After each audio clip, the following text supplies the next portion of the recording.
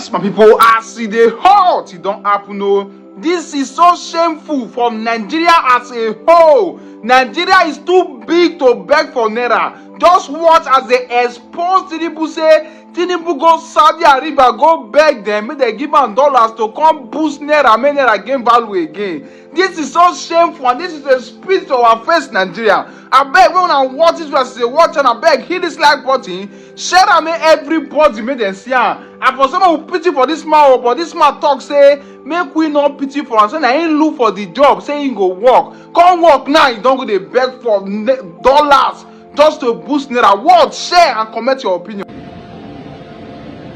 In a recent summit in Saudi Arabia with countries that you can say that they are mostly shunned by the West, Saudi is looking to boost their political ties and economic ties with these countries. The Saudis signed a lot of deals with these countries. The Nigerian Minister of State announced that the Saudis will invest in Nigerian refineries, that they will also move billions of dollars into Nigeria to help the acute shortage of foreign exchange in Nigeria, which is the primary reason the naira has been losing value against the dollar. Yes, this is coming from the Nigerian government. On the other hand, the Saudis announced that they will be investing $25 billion in Africa. According to the Crown Prince, while making his opening statement in the summit, he said that Saudi Arabia is planning new investments of over $25 billion in various sectors, that they will secure $10 billion from their exports, and provide a development finance of more than $5 billion to Africa until 2030. Nigerian government officials are very good at hyping events like these. They use these kind of events to cover their own inefficiencies. We all know what happened in Dubai recently when they claimed something else and the UAE authorities came out with a different thing altogether. So without going into the veracity of the claims, the most important focus here is why Nigerian governments all over the years are always moving around the world with begging bowls, begging countries to come and invest in their country. Is that the right approach to getting foreign investors?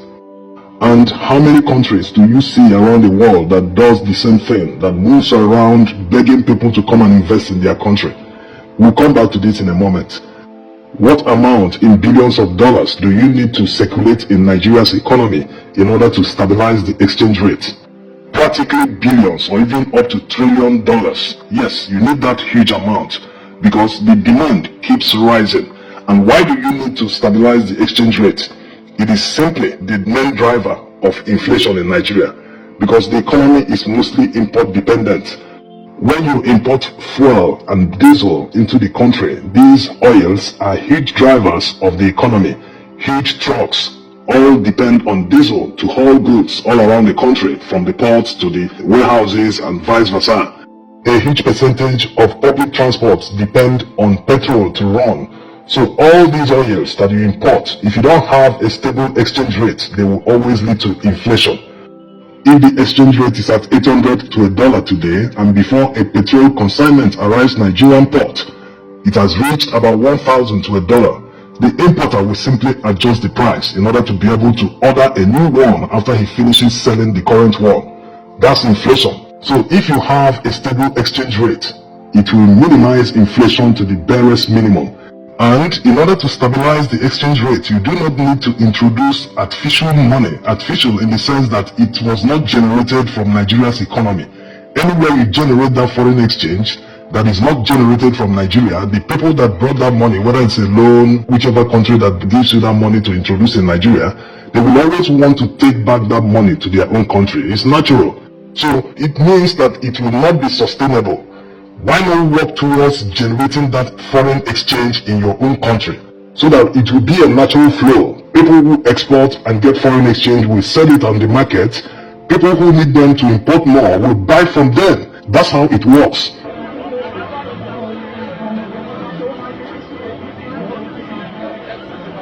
There's no need relying on a country that we should be competing with. Yes, Saudi is very much like Nigeria. Forget about the fact that they are pumping more oil than Nigeria, but Nigeria can actually do more to improve the overall millions of barrels they are exporting. Yes, crude oil is our principal foreign exchange earner. Why are we not capitalizing on it in order to earn more dollars to stabilize the foreign exchange in Nigeria? It's very simple to do. if they're able to solve the security challenges and oil theft in the Niger Delta, they can stabilize the export at about 2 million barrels per day. If they're able to do that, and considering how much crude oil is being sold per barrel today, you will see that Nigeria will be able to earn billions more in dollars that will help stabilize the exchange rate. They don't need the help of Saudi Arabia, rather they need to emulate them. In Saudi Arabia, they have evolved. They know how much, with the use of technology, they know how much they are pumping at any given time. Why can't Nigeria do this? It is simply because corrupt people are involved. They will never do something that will benefit the country. They always give room for manipulations. Yes, corruption is a huge problem. It's not as if they don't know what to do, but they will not do it because they must earn money illegally. Instead of the country earning this money to solve our problems, they prefer that money to go to private pockets. That's the problem here. So it's very shameful that a country Nigeria should be competing with, we are now begging them to come and invest in our country when we can't even put our house to order. Many Nigerian administrations have proven that we do not have a revenue problem, rather we have a spending problem. Look at the recent supplementary budget that was passed. They are busy buying luxury cars for government officials while inflation is approaching 30%. Governance is not just about being in charge of expenditure and political decisions. It is also about making the right decisions, steering the economy to the right path, growing the economy, improving the GDP, providing services. This is the job of people in government. This brings us to how to attract foreign investment. You have to do the basics. It is the work of people in government to provide the enabling environment in your country. When the enabling environment is there, you will see people rushing into your country to invest. You will not call them. They will be knocking on the door. Most Nigerian embassies will be overflowing with foreign investors that are seeking to enter Nigeria to look for opportunities. This is very basic. If you don't do this, no one will come here. It's simply a waste of time. Look at the time of Obasanjo, when he toured the whole world looking for foreign investment. They did not come. They never came to Nigeria. Why? It is because the basics that attract foreign investment were not there at the time. They are still not in Nigeria now. They don't exist. So no one will come here. It is not just infrastructure that attracts foreign investment. Infrastructure like having 24-hour power supply, having good roads, having all the necessary basics, ease of doing business. Your country must still be a country that is guided by laws, not lawlessness that we see all around us.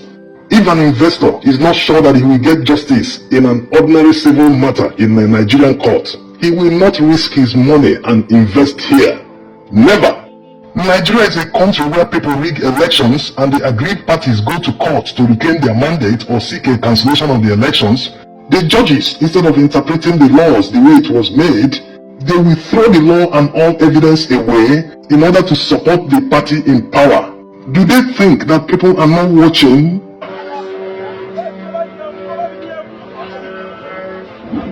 Even Nigerian startups are finding it difficult to get funding from foreign investors. Most foreign investors in the US will never invest in a Nigerian startup. Once that startup is registered in Nigeria, they will never invest in it because it will be difficult for them to pull their money out.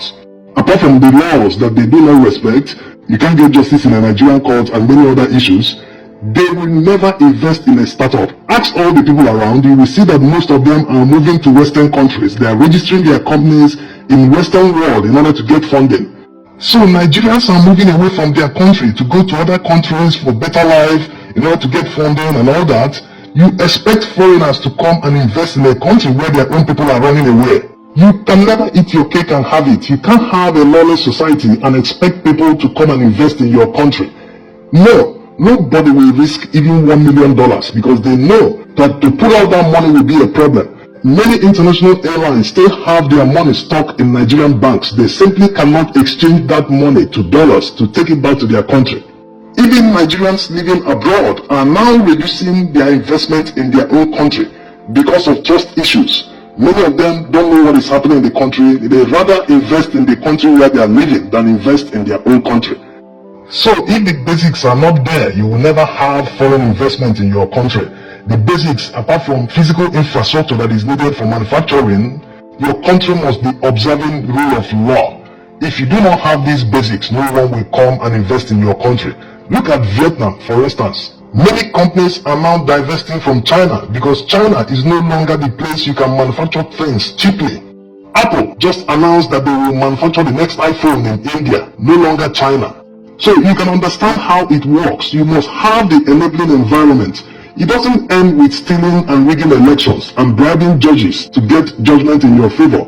No, the whole country suffers for it. That is the point. That is the point that many people do not understand. They think that this is about sports. That this is my team, let my team win. It doesn't end there. Nobody will escape the problem in Nigeria. No matter how highly placed you are, you can never escape the happiness in Nigeria. That's how it works.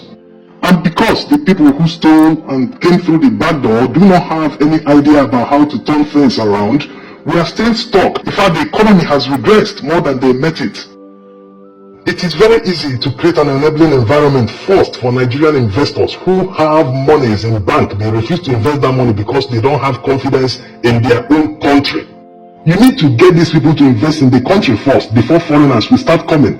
In fact, Nigerian investors should be the top priority. They should be the target of the government because when they invest in their own country and earn profits, the money still remains here. They won't take it elsewhere. Unlike foreign investors that will always repatriate their benefits and profits. So you can understand that these people are not competent. They don't know what to do. They are looking for advice. Why not allow the people who know what to do to turn things around to do the job directly? Yes, this is common sense. You do not employ a doctor in the place of a pharmacist. You do not employ a welder in the place of a mason. That's how it works. You have to employ people who will do the job. And not that these people were employed, they were never elected, they were selected by the elites. The elites do not believe in Nigeria, that's the truth. They do not believe in this country. Most of their families are abroad. During the time of NSAS, many of them flew abroad because they didn't know what will happen. They thought that it might lead to something else, so they ran to safety. Most of them maintain passports of other countries that they can quickly run to without needing visas. So that is the major problem. When the elites don't believe in the country, is it the masses that will believe in the country more than the elites? The elites are supposed to be more educated, more versatile, they are supposed to know more. But the reverse is the case in our system. They are only interested in their selfish pockets, what they can get from the system. They are not interested in improving the system. They just want to while away time and be in control of the Nigerian treasury, making decisions, calling the shots, you know the works. That's all they are interested in. Thanks for watching.